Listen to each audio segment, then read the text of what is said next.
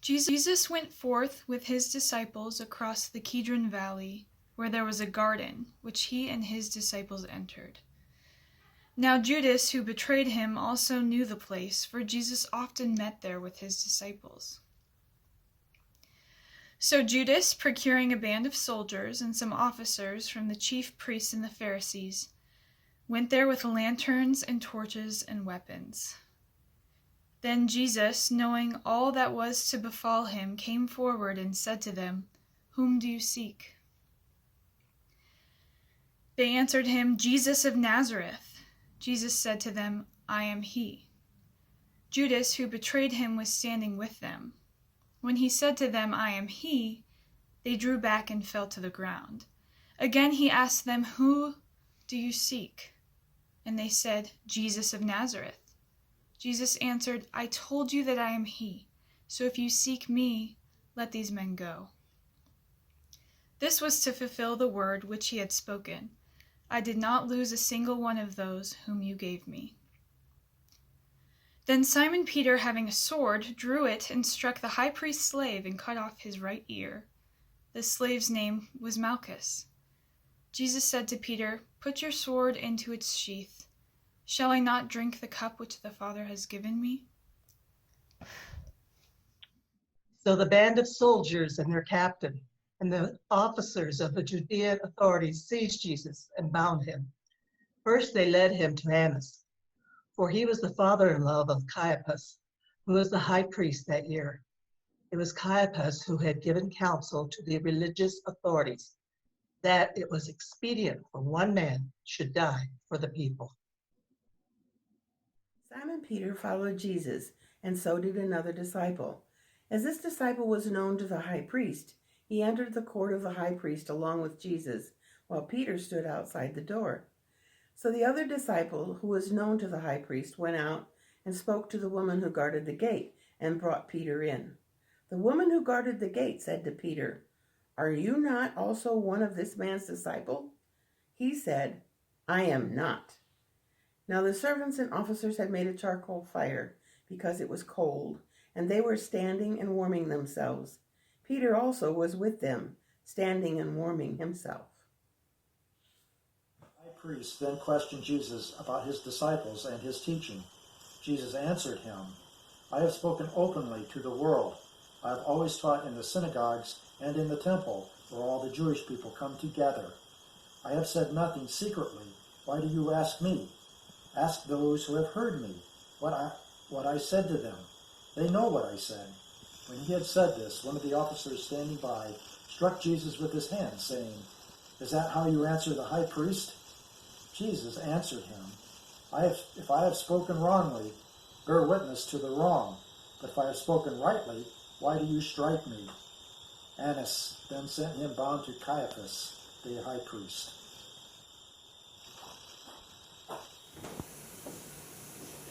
Now Simon Peter was standing warming himself. They said to him, "Are you not also one of the disciples?" He denied it and said, "I am not."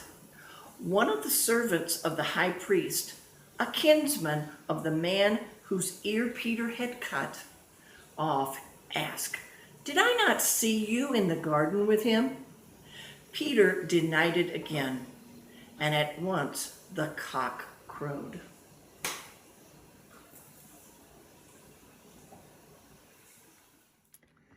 Then they led Jesus from the house of Caiaphas to Pilate's headquarters. It was early.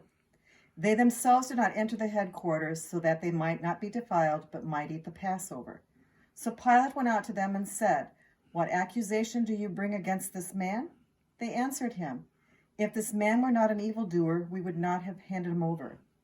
Pilate said to them, "Take him yourself and judge him by your own law." The religious authorities said to him, "It is not lawful for us to put any man to death." This was to fulfill the word which Jesus had spoken, to show by what death he was to die.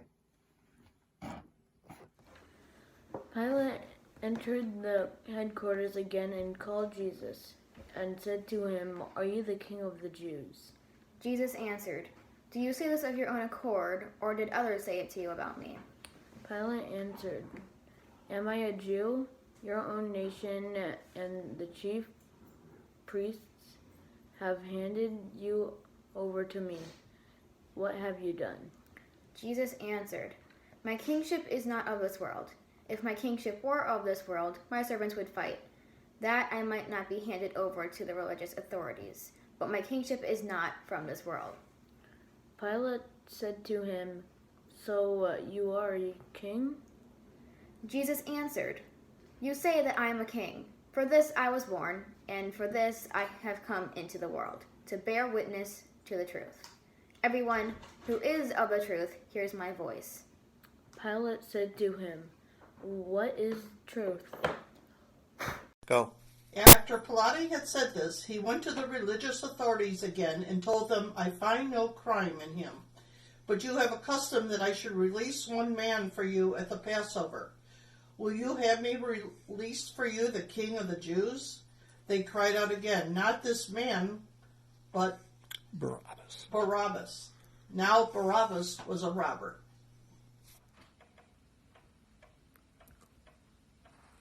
Then Pilate took Jesus and scourged him. And the soldiers plaited a crown of thorns and put it on his head, and arrayed him in a purple robe. They came up to him, saying, "Hail, King of the Jews!" and struck him with their hands.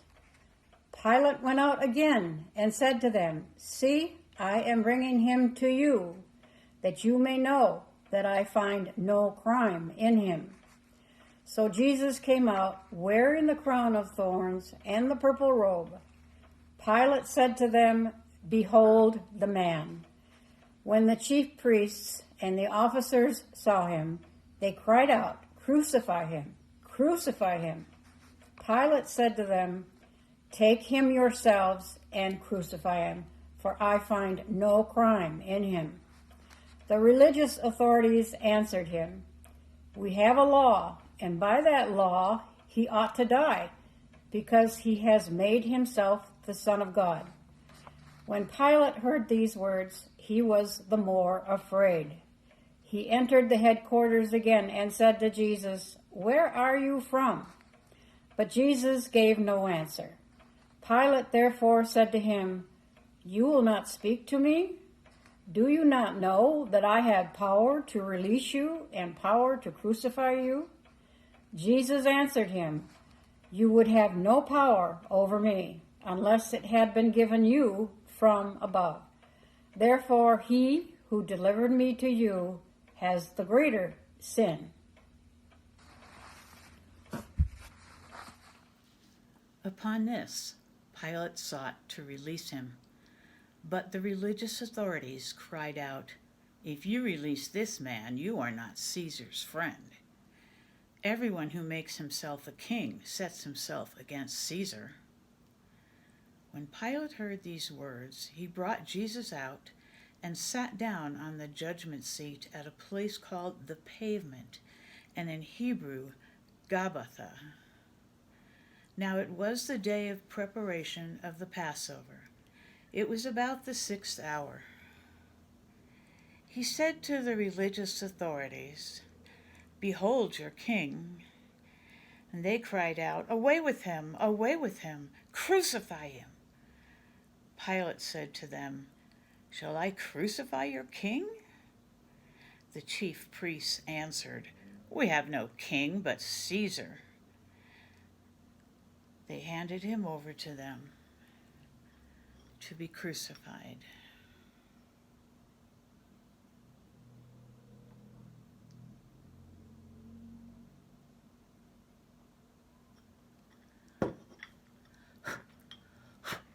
So they took Jesus, and he went out, bearing his own cross, to the place called the place of a skull, which is called in Hebrew, Gol, or Golgotha. There they crucified him, and with two others on either side, and Jesus between them. Pilate also wrote a tile and put it on the cross. It read, "Jesus of Nazareth, King of the Jews." Many of the Judeans read this tile, for the place where Jesus was crucified was near the city, and it was written in Hebrew, in Latin, and Greek. The Jewish priests then said to Pilate, "Do not write the King of the Jews." But this man said, "I am the King of the Jews." Pilate answered, "What I have written, I have written." When the soldiers had crucified Jesus, they took his garments and made 4 parts, one for each soldier, also his tunic. But the tunic was without seam, woven from top to bottom. So they said to one another, "Let us not tear it, but cast lots for it to see whose it shall be." This was to fulfill the scripture. They parted my garments among them, and for my clothing they cast lots. Peter 13. So the soldiers did this. But standing by the cross of Jesus were his mother and his mother's sister, Mary, the wife of Clopas, and Mary Magdalene. When Jesus saw his mother and the disciple whom he loved standing near, he said to his mother, "Woman, behold your son." Then he said to the disciple, "Behold your mother." And from that hour, the disciple took her to his own home. River, come on. Blow the candle. After this, Jesus, knowing that all was now finished, said, "To fulfill the scripture, I thirst." A bowl of vinegar stood there, so they put a sponge full of vinegar on hyssop and held it to his mouth. When Jesus had received the vinegar, he said, "It is finished." And he bowed his head and gave up his spirit.